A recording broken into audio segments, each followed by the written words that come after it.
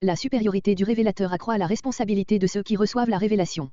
La conséquence de ce qui vient d'être établi est que nous devons prendre garde d'être emportés loin de la vérité qui nous a été enseignée, nous encourions, en négligeant un tel salut, un châtiment pire que les transgresseurs de la loi, 1:3a.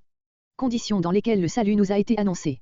Proclamé d'abord par le Seigneur lui-même, le message du salut nous a été confirmé par ses témoins, Dieu accompagnant leur prédication de signes et de communication du Saint-Esprit, 3b4. Responsabilité de ceux qui entendent le message salutaire du Fils. Verset 1. Verset 1 à 4. Responsabilité de ceux qui entendent le message salutaire du Fils. Grec, de peur que nous ne coulions à côté. Comme un vaisseau qui, au moment d'aborder, est emporté plus loin par le courant et entraîné à sa perte. Luther. Le port, c'est le salut, Hébreux 1.14, Hébreux 2.3. Cette sérieuse exhortation est une conclusion tirée de la grandeur de Jésus-Christ, c'est pourquoi. Démontré au chapitre précédent. Dans ce qui suit, Hébreux 2.2 et suivant, l'auteur motive son avertissement en signalant la responsabilité encourue par ceux qui négligent les vérités salutaires. Verset 2. Le terme la parole, au singulier, désigne la loi, Hébreux 1.4, note, comparé Actes 7.53, Galates 3.19, qui fut, d'après une tradition juive, que les Septante ont introduite dans Deutéronome 33.2, comparé Actes 7.53, note, promulguée par l'entremise des anges. Grec, est devenu ferme, sa certitude et sa crédibilité se sont démontrées au cours de l'histoire, par l'accomplissement de la promesse, Romains 4.16, comme de la menace, Romains 3.4. Comparé Hébreux 10.28, Hébreux 10.29. Suivant les uns, la transgression serait la violation d'une défense et constituerait un péché de commission, la désobéissance désignerait la négligence d'un ordre, un péché d'omission. D'autres, avec plus de raison, estiment que les deux termes unis étroitement par toutes, qui n'est pas répété devant le second, s'appliquent à des fautes de même ordre, le premier les caractérisant comme des violations de la loi, le second ajoutant que ces violations sont intentionnelles. Les péchés commis par négligence ou par faiblesse n'étaient pas punis irrémissiblement, ils pouvaient être expiés par un sacrifice, Lévitique 4,5. Verset 3. Au châtiment, Hébreux 2.2, à la condamnation. Ce grand salut, si grand en lui-même, l'est encore parce que, annoncé d'abord par le Seigneur Jésus, il nous a été confirmé par ceux qui l'entendirent, par ses apôtres, destinés à lui servir de témoins. 6. Luther, Calvin et la plupart des interprètes, ont conclu de ces paroles, non sans raison, que notre épître ne peut pas avoir été écrite par Paul, qui affirme avoir reçu l'évangile directement du Seigneur lui-même, Galates 1.1, Galates 1.11-12, 1 Corinthiens 9.1, 1 Corinthiens 15.8-11. Verset 4. Dieu accompagnait les premiers témoins de l'évangile, il ajoutait son témoignage au leur et le confirmait par des signes et des prodiges. Les deux termes signes et prodiges s'appliquent aux mêmes faits, le premier indique leur haute signification, le second leur caractère extraordinaire, surnaturel. Jésus présentait de même ses œuvres comme des signes, des preuves de sa mission divine, Jean 5.36, Jean 10.25, Jean 10.37-38, Jean 14.10-11, Jean 15.24. Le troisième terme et divers miracles ne mentionne pas une nouvelle catégorie de faits, mais désigne les signes et les prodiges au point de vue de leur origine, ils sont des miracles, c'est-à-dire, suivant l'étymologie, des puissances, des manifestations de la puissance divine. Les trois termes, signes, prodiges, miracles sont associés de même acte 2.22, 2 Corinthiens 12.12. Tous ces actes miraculeux s'accomplissaient en vertu de communications ou distributions que Dieu faisait de l'Esprit Saint, 1 Corinthiens 12, selon sa volonté. La volonté divine reste le régulateur de ces communications et de l'activité qu'elles produisent. C'est la condition pour que celle-ci soit un témoignage rendu par Dieu, comparé 2 Thessaloniciens 2.9. Verset 5. Le souverain du royaume des cieux. Dieu ne soumet pas à des anges le monde à venir, émoticône n'en croyant pas ses yeux. Prophétie de l'abaissement et de l'élévation du Fils de l'homme. Le psaume annonçait que Dieu abaisserait momentanément le Fils de l'homme au-dessous des anges, pour lui conférer ensuite la royauté sur toutes choses, 6 à 8. La glorification de Jésus, à la suite de sa mort, montre que cette prophétie est en voie d'accomplissement. Il est vrai que, pour le présent, le règne du Fils ne paraît pas encore établi, mais déjà nous voyons Jésus, qui a été un peu de temps au-dessous des anges, élevé à la gloire à cause de la mort qu'il a soufferte pour tous, 8b9. Versets 5 à 9. Le Fils, pour un temps au-dessous des anges, élevé par la croix à la gloire. Après avoir exposé la supériorité infinie du Fils de Dieu sur les anges, Hébreux 1.4-14, l'auteur parle de l'état d'humiliation et de souffrance dans lequel Christ apparut sur cette terre, mais c'est pour mettre en lumière une vérité bien propre à affermir la confiance des lecteurs de l'Épître. Jésus a été élevé dans la gloire par ses souffrances même et il y élève avec lui l'homme qu'il a racheté et qu'il peut secourir dans ses combats. Hébreux 2.10 et suivant, ce développement nouveau est rattaché à la pensée de Hébreux 2.4, Dieu a confirmé la prédication de l'Évangile par des signes extraordinaires. Il le fallait, car ce n'est pas à des anges qu'il a soumis le monde à venir, ce n'est pas par des êtres célestes, revêtus de tout l'éclat de leur origine, que le royaume des cieux doit être établi, mais par le Fils de l'homme, que son abaissement même pouvait faire méconnaître. La destinée de ce roi qui a dû passer par la croix pour s'élever sur le trône et acquérir la domination universelle, l'auteur la trouve décrite prophétiquement dans Psaume 8, comparé Hébreux 2.9, note. Verset 8. Psaume 8.5-7. Le passage est cité exactement d'après la version grecque des Septante qui, Hébreux 2.7, comme dans Hébreux 1.6, traduit Elohim, Dieu, par ange. Il faut remarquer encore que les mots du psaume, tu l'as établi sur les œuvres de tes mains, n'ont pas été cités par l'auteur de notre épître. Ils se lisent, il est vrai, dans Codex Sinaiticus, A, C, D, mais il manque dans Beitala et il est probable qu'ils ont été ajoutés par quelques copistes qui a cru devoir compléter la citation. Verset 9. L'auteur de Psaume 8, après avoir contemplé la grandeur des œuvres de Dieu dans l'étendue des cieux, reporte sa pensée sur l'homme, sur sa petitesse et sa misère et il s'étonne que Dieu se souvienne de lui et prenne garde à lui. Et toutefois, l'homme possède une intelligence pour connaître Dieu, un cœur pour l'aimer, une volonté pour lui obéir. Ces facultés l'élèvent bien au-dessus des mondes qui resplendissent au firmament et le rendent peu inférieur aux êtres célestes eux-mêmes. Dieu l'a ainsi couronné de gloire et d'honneur, et dans l'intention première de son Créateur, il devait être infiniment plus grand encore. Fait à l'image de Dieu, il devait soumettre la création à sa volonté, Genèse 1.26-31, et se développer librement, comme roi de cette création, jusqu'à ce qu'il fût consommé et glorifié dans sa ressemblance avec Dieu. Mais d'où vient que l'état actuel de l'homme réponde si peu à sa destination? C'est le péché qui en est la cause. Par suite du péché, celui qui devait régner n'a plus été qu'un roi déchu, tombé sous la domination de la chair, de la nature et du monde qu'il devait s'assujettir. C'est ce que remarque l'auteur de l'Épître, Hébreux 2.8. Il se demande comment il se fait que les déclarations de Psaume 8 soient si peu réalisées, comment, lorsque Dieu a tout assujetti à l'homme, tout sans exception, cependant nous ne voyons nullement l'homme dominer sur tout, mais n'être le plus souvent qu'un malheureux esclave. Le but de Dieu en le créant ne serait-il pas atteint? Le verset Hébreux 2.9 donne la solution pleine et glorieuse du problème. Un second Adam, Jésus, le Fils de l'homme, la souche d'une humanité nouvelle, nous apparaît couronné de gloire et d'honneur, après avoir été lui-même, comme tous les hommes ses frères, fait quelque peu inférieur aux anges. Et pour quelle cause a-t-il été couronné de gloire et d'honneur? À cause de la mort qu'il a soufferte.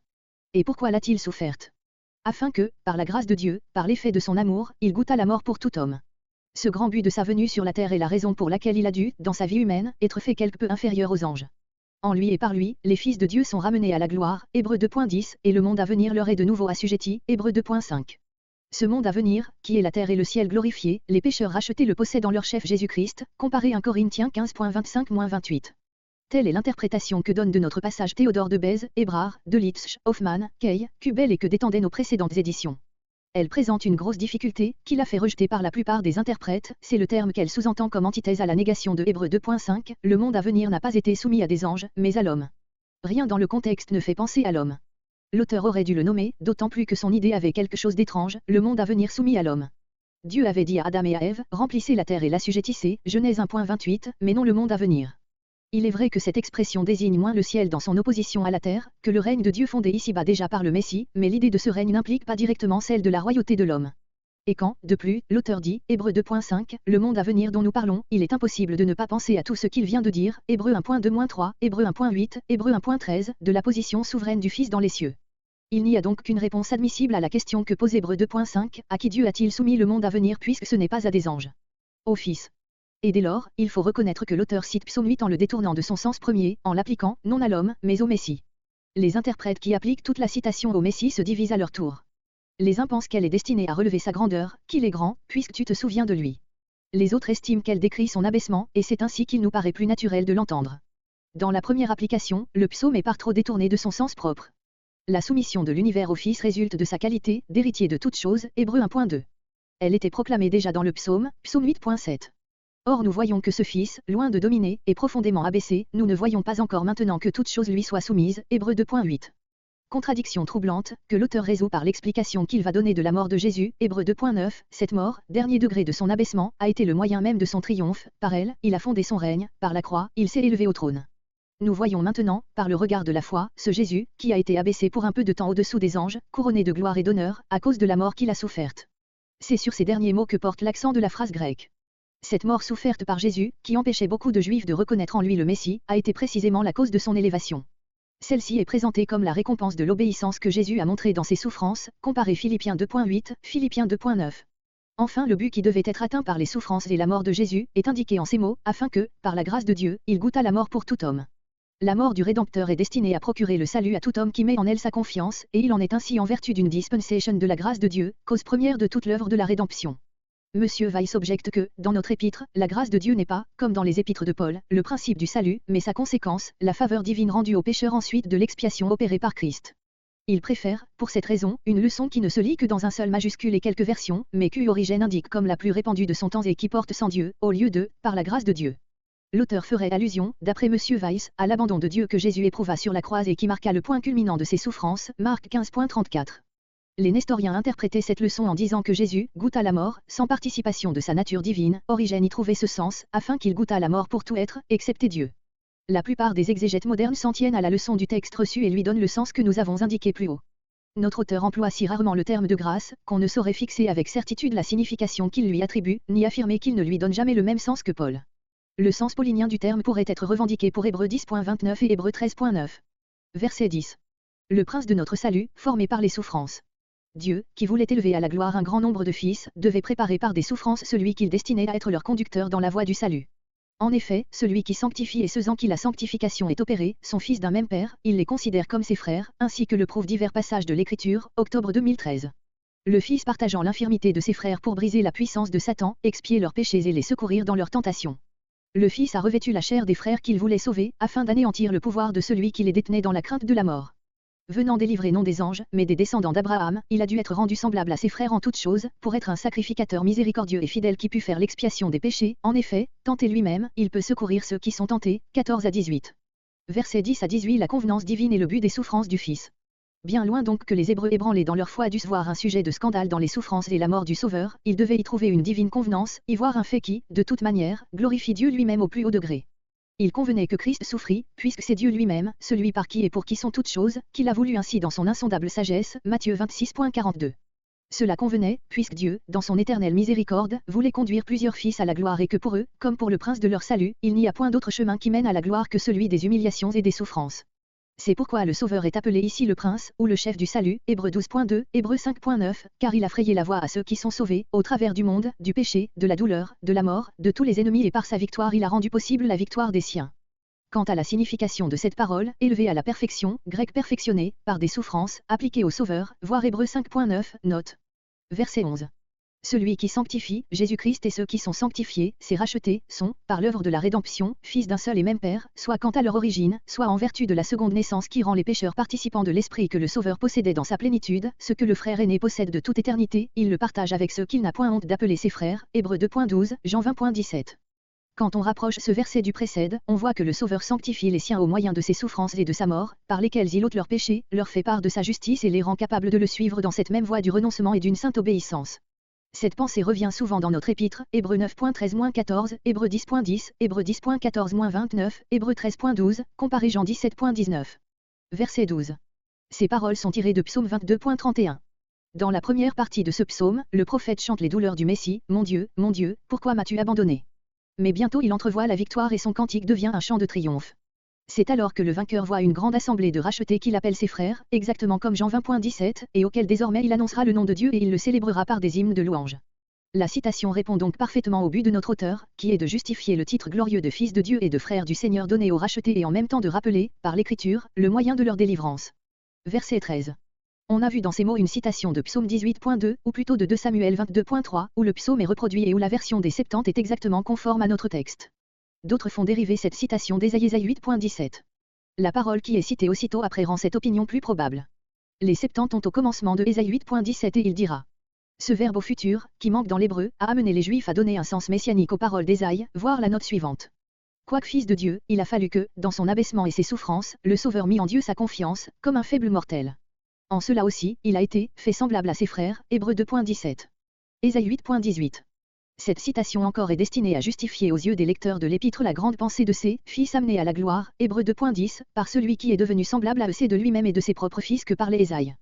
Mais on doit considérer les circonstances dans lesquelles ses fils lui naquirent et les noms dont il dut les appeler par l'ordre de l'Éternel pour qu'ils devinssent des signes et des présages, annonçant d'affreuses calamités sous Achaz, puis la délivrance de la nation.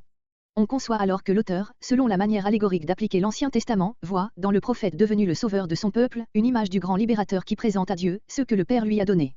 Verset 14.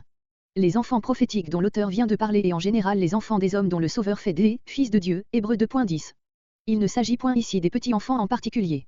C'est-à-dire à la nature humaine, faible, infirme, mortelle, sujette à la douleur, à la mort, à toutes les suites de la chute de l'homme, comparé Jean 1.14, note, Romains 1.3, Romains 1.4, note. Verset 15. Ces paroles, qui indiquent clairement la cause de l'incarnation et de la mort de Jésus-Christ, se rattachent encore à Hébreux 2.10 et expliquent, ainsi que les versets suivants, pourquoi il convenait que l'auteur du salut fût consommé par la souffrance. Il a dû participer à notre nature afin que, par sa mort, il anéantit celui qui a la puissance de la mort, voilà la rédemption objective accomplie sur la croix. Par là, il délivre tous les jours encore ceux qui trouvent dans la crainte de la mort une affreuse servitude, voilà la rédemption subjective, personnelle, accomplie dans tous les croyants. Ce n'est pas seulement la mort que le Sauveur devait détruire par sa victoire, mais celui qui a la puissance de la mort, le diable. Satan est le prince de la mort, car par lui, le péché est entré dans le monde et par le péché la mort, Romains 5.12. Jésus-Christ enseigne la même vérité, Jean 8.44. La mort n'est point seulement la destruction du corps, mais la ruine de l'âme, comparé Romains 1.32, note, Romains 5.12, deuxième note. Satan est l'auteur de la mort temporelle et éternelle, en lui le royaume des ténèbres trouve son unité et son chef. Tant qu'il reste sous la domination du péché, l'homme est toute sa vie assujetti à la crainte de la mort et de la condamnation, comme à une servitude tyrannique. Si cette crainte ne se manifeste pas en tous également, si, à force de légèreté, de distractions mondaines, d'oubli de Dieu et d'eux-mêmes, beaucoup d'hommes parviennent à s'y soustraire pendant un temps, ce n'est que pour se préparer un réveil d'autant plus terrible et leur vie sans Dieu est un effet indirect de la servitude dont parle ici l'apôtre. C'est d'un tel état que Jésus-Christ a délivré les croyants. Par sa mort, il a expié leurs péchés, il les a réconciliés avec Dieu et leur a rouvert les sources du pardon, et par sa résurrection, en triomphant de la mort, en devenant les prémices de leur propre résurrection, de leur vie éternelle, il a pleinement accompli leur délivrance. Ils peuvent mourir avec lui, ressusciter avec lui, marcher avec lui dans une vie nouvelle et rien ne saurait plus leur nuire. Comparez les notes sur Romains 5.6-10, Romains 6.4-6, Romains 8.1, 2 Corinthiens 5.19-21, Éphésiens 2.14, Éphésiens 2.15. Verset 16. C'est ici, en d'autres termes, la vérité déjà exprimée à Hébreux 2.5 et dont la suite n'a été que le développement profond. Le monde à venir, la participation à la gloire de Christ, la rédemption, qui seul peut y conduire, tout ce que le Sauveur a été et a fait, ne concerne point des anges, mais l'homme pécheur. Cette réflexion est une confirmation, car, de la nécessité où se trouvait le Sauveur de participer au sang et à la chair. Il devait délivrer non des anges, mais des hommes, donc il devait être homme. Si l'auteur dit ici la postérité d'Abraham, quand, d'après le contexte, on aurait attendu la postérité d'Adam, c'est parce qu'il parle à des descendants du patriarche, sans que pour cela il exclue les païens. Verset 18. L'auteur énonce une conséquence du fait que le Fils porte secours à des hommes faibles et malheureux, il devait être rendu semblable à ses frères en toutes choses, afin qu'il pût devenir compatissant et se présenter à eux comme un souverain sacrificateur fidèle. C'est sous cette forme si consolante et si vraie que l'auteur introduit pour la première fois l'idée de la sacrificature de Jésus, qui occupe une si grande place dans son épître. Il ne faudrait pas conclure de cette parole que Jésus-Christ ne fut pas compatissant avant d'être devenu semblable aux hommes, c'est sa compassion infinie qui l'a porté à naître au sein de notre humanité pour nous sauver. Mais s'il n'avait connu par lui-même l'infirmité de notre nature et ses tentations, il n'aurait pu éprouver de sympathie humaine pour de pauvres pécheurs souffrants et tentés, il n'aurait pu être ce sacrificateur qui intercède pour ses frères dans un sentiment personnel de leurs besoins. Mais, quand nous le voyons souffrir, combattre, prier, pleurer avec ses frères et accomplir son œuvre de sacrificateur auprès de Dieu en épuisant jusqu'à la mort la coupe des douleurs que le péché a enfantées sur la terre, nous reprenons courage et confiance en lui. Hébreux 4.15-16. C'est ainsi que nous devons le contempler, grec, faisant la propitiation pour les péchés du peuple, voir sur ce grand fait de l'expiation et de la sacrificature de Christ, les chapitres Hébreux 7, Hébreux 8, Hébreux 9, Hébreux 10, qui sont consacrés à ce sujet. Ici l'auteur n'a pas seulement en vue le sacrifice d'expiation, accompli une fois pour toutes sur la croix, mais encore l'intercession du Sauveur qui fait prévaloir auprès de Dieu l'efficace perpétuelle de ce sacrifice en faveur de tout pécheur repentant. Hébreux 4.16, Hébreux 7.25, Hébreux 9.24, Hébreux 10.19 et suivants, comparez Romains 8.34, 1 Jean 2.1. De même, quand il ajoute, Hébreux 2.18, comme un motif de l'obligation qui incombait au Fils de devenir semblable à ses frères, car, parce qu'il a souffert, ayant été tenté, il a en vue, non seulement la mort de Jésus, mais toutes les souffrances que le Sauveur a endurées et il les envisage moins en elles-mêmes que comme des moyens par lesquels le Fils fut lui-même tenté, exercé à l'obéissance envers Dieu, Hébreux 5.8, et élevé ainsi à la perfection, Hébreux 2.10. Et parce qu'il s'est ainsi sanctifié lui-même, pour les hommes, Jean 17.19, le Fils peut, d'une part, expier leurs péchés, Hébreux 2.17, car sa sainteté parfaite fait la haute valeur morale de son œuvre expiatoire, et d'autre part, il peut secourir ceux qui sont tentés, Hébreux 2.18, les soutenir de sa sympathie, les faire participer à sa victoire, Jean 16.33, les délivrer de cette crainte de la mort, Hébreux 2.15, qui risque de les rendre infidèles à leur profession. Cette pensée sert de transition à l'exhortation suivante.